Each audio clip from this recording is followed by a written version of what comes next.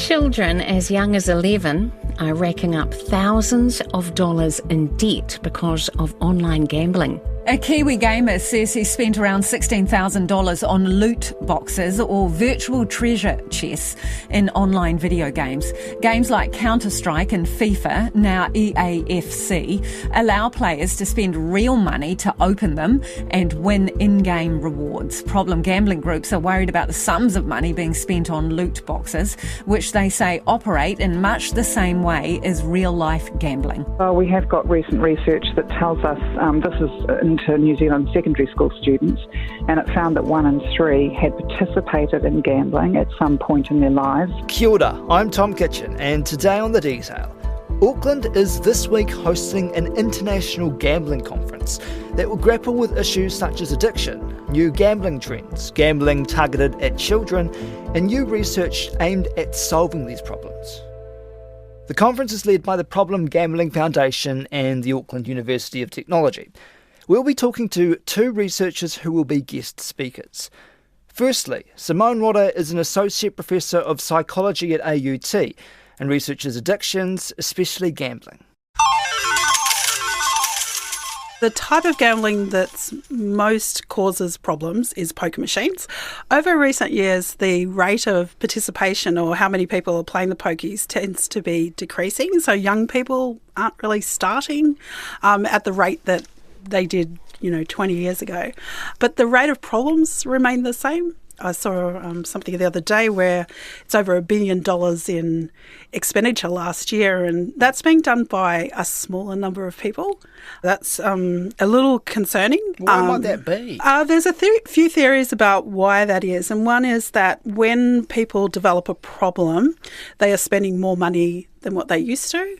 The opportunities to gamble has increased. So now not only do we have gambling in venues, but we can buy lotto tickets online, we can do sports betting online, you can bet any time of the day or night now, and that wasn't available 5-10 years ago. And how do we gamble in New Zealand? I found that lotto is about 61% of the gambling industry is through people buying lotto tickets. Yeah. Lotto is an interesting one. So we tend to not see lotto as something that causes harm, and as a consequence it doesn't have any restrictions for marketing of the product. It's at least once a month you see an article on, someone winning or not winning lotto. But I really don't think it's that harmless, and we know that people develop problems around lotto even now, and it's mainly because you can buy lotto tickets online anytime. You can buy, once you had to go into a store and buy them, now you can buy them anywhere. And that it gives people this idea that, gambling can be a way of fixing life's problems, imagining your life different. And, that's okay, but it can also feed into the, sort of the fantasy that gambling can be a way of fixing problems when it usually isn't. Why would pokies be the most harmful form of gambling? When we look across the reasons why different types of gambling becomes addictive, it's about the speed of play and how frequently and how quickly you can place a bet. What? Excuse me, ma'am. Don't you think you've gambled enough? No. Okay. We're required by law to ask every 75 hours. Get another free drink.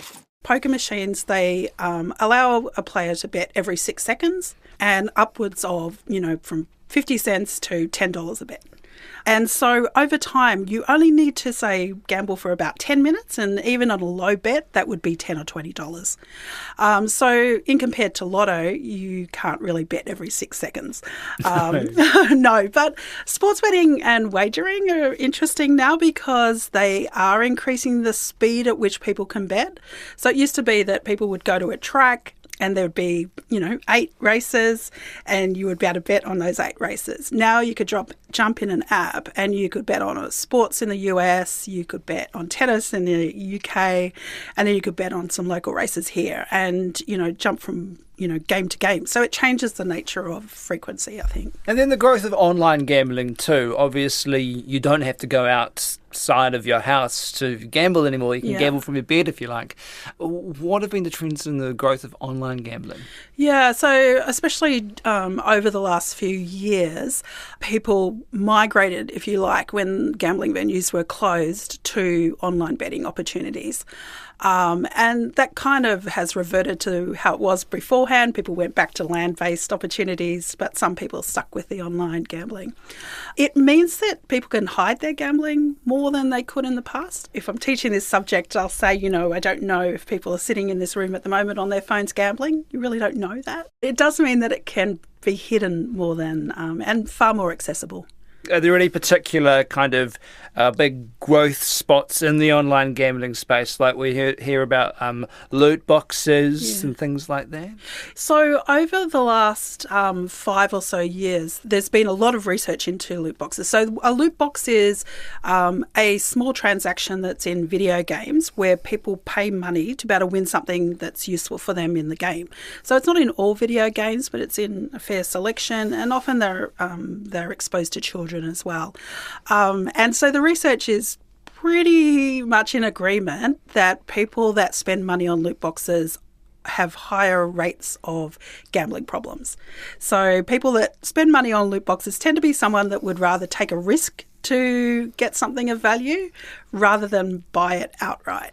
And so while loot boxes aren't necessarily, they're not going to cause harm in the same way that gambling does, in that you can't really spend a large amount of money that would cause you to lose your house or go to jail, there is some concerns about exposure to children and young people, and that what might happen in the next 5 years with these types of mechanisms built into video games.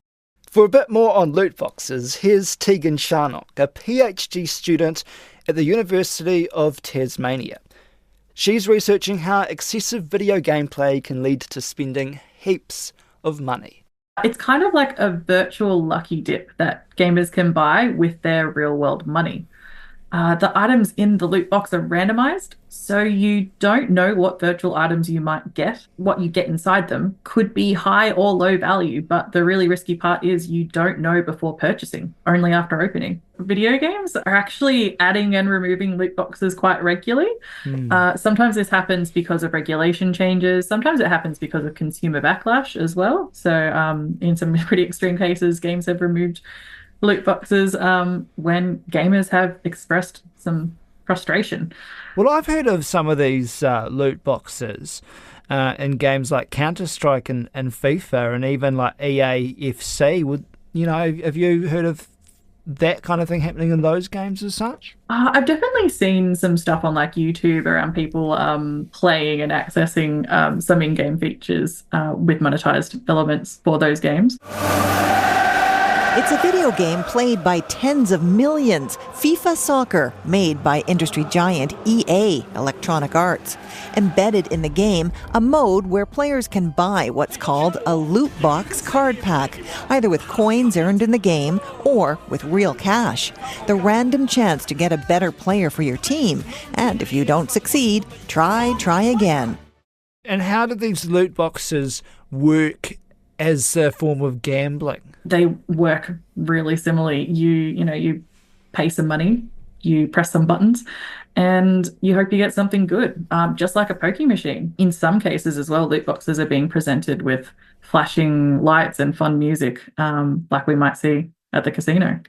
What kind of other microtransactions are there that are like gambling in video games? Virtual currency is one. So that's where a game user can exchange their real life money for an in-game currency. And then that in-game currency is used to purchase other in-game items. Otherwise, we might have things like a cosmetic microtransaction. So this is something that will change the look of an element of the game. So that might be your in-game character. You could change, their shoes or something cool like that. Otherwise, we also have functional microtransactions. So these are things that will give gamers an in-game advantage.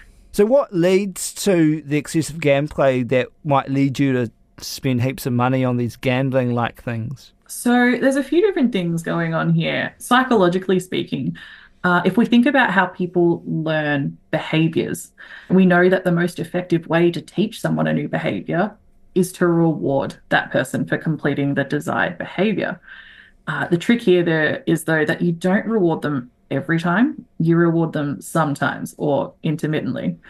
Some video game features and loot boxes in particular work very similarly to this. You get a reward for engaging, or you get a reward for spending money, but you don't necessarily get a high value item every time. You only get it sometimes. So science does show that this sort of positive reinforcement is really powerful in shaping human behavior. What do you think can be done about this kind of thing, Tegan? I mean, mobile games aren't going to go away, are they? No, not at all. I enjoy playing them. They are really popular, and I don't want them to go away. But I think what we do need is more research. The more we understand what's going on here, the better off we are. Loot boxes are still legal, aren't they? There's no restrictions on them as such? Or does it depend on the country you're in? It depends on the country. So some countries are doing some stuff to regulate or even ban loot boxes. But in Australia, I'm not aware of much going on here. Also not aware of much going on in New Zealand for the regulation of loot boxes. It's kind of up to individual countries to regulate or to make decisions on what they want to do with problematic gaming or with in-game monetization systems. Like, we know that Belgium and the Netherlands, for example, have outright banned loot boxes, which definitely has seen a limited sale of loot boxes in those countries. But the effectiveness, we're still not really sure about, because game users can find ways to access those games if they really want to.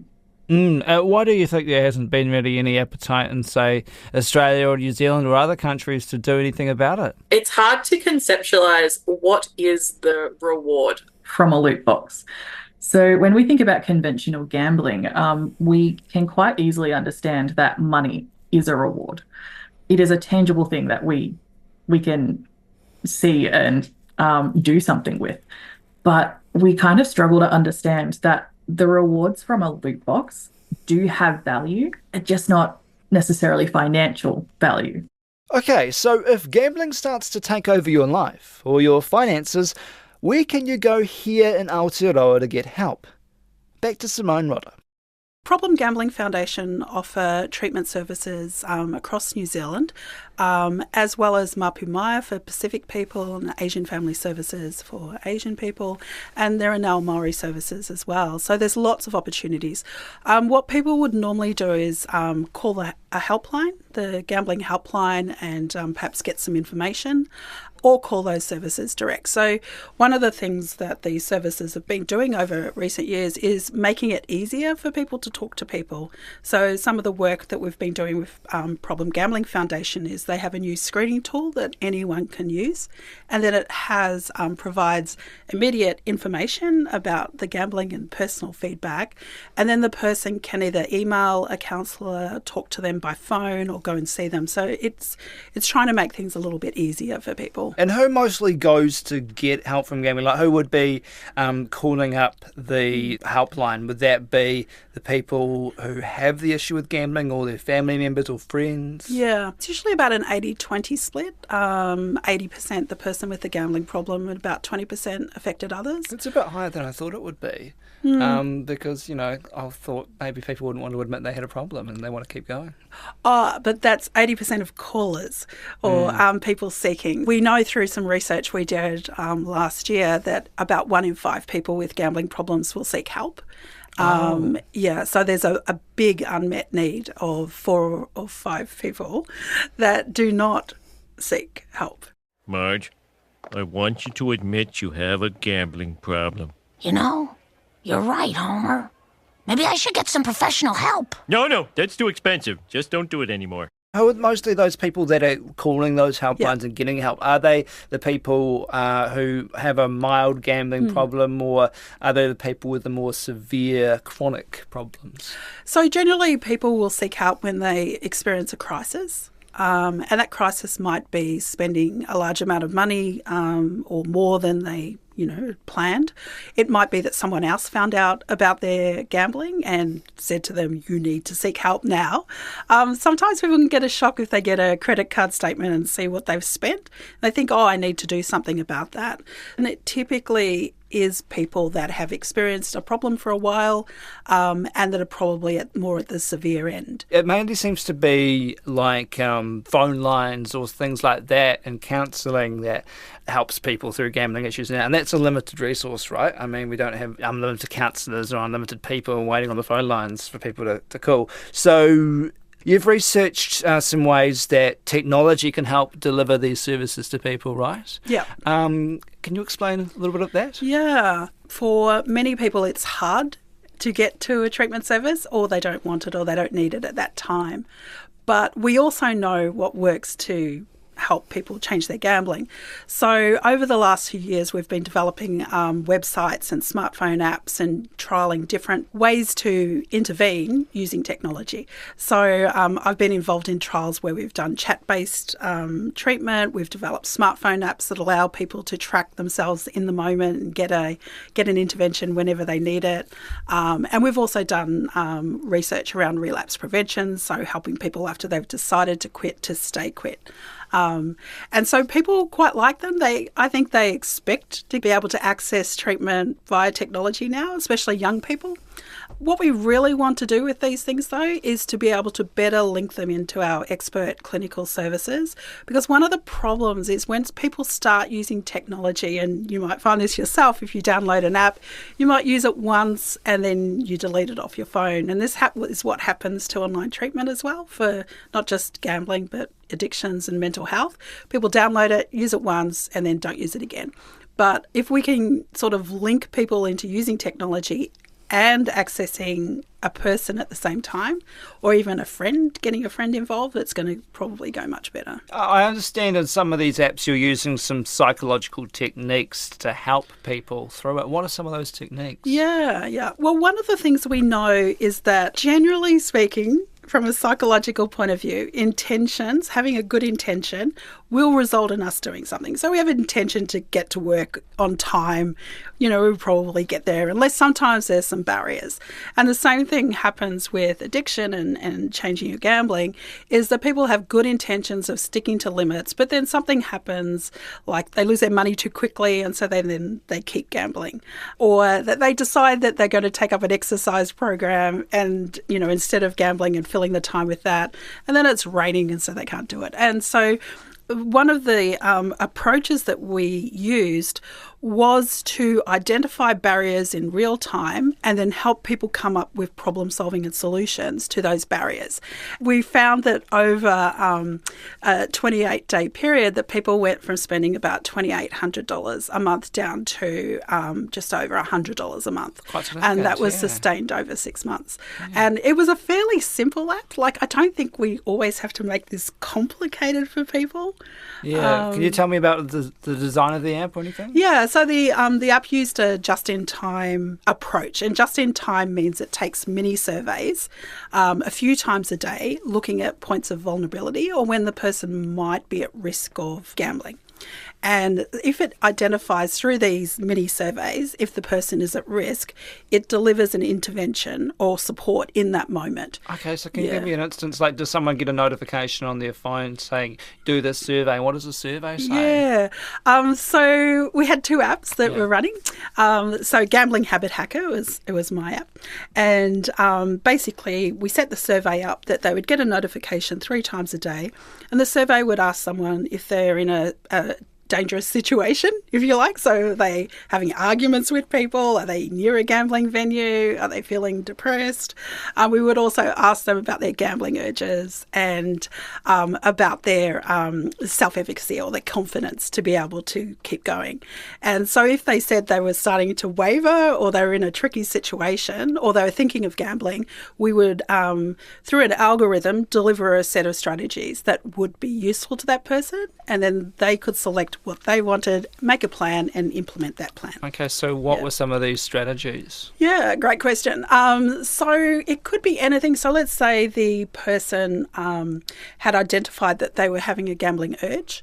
So we would present them with some ways to be able to deal with that urge. So it might be to talk to someone, it might be to distract themselves, it might be to do some meditative breathing, calling someone, calling a helpline even at that time. So rather than just telling people about the helpline, we sort of embedded that into the design. And because, people generally know what they should do, but frequently we don't do what we should do when we need to do it. Is this also available, just say someone's coming up to a pokie machine, coming up to a pub where there's a pokie machine, or, at the bottom of the escalator at Sky City to go up to the casino, or even at the supermarket about to buy a lotto ticket? What about interventions in that way through technology? Yeah, so this app plan to support people in those moments.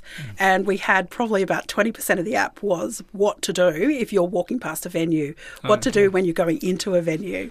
Options if you're sitting in front of a poker machine right now gambling.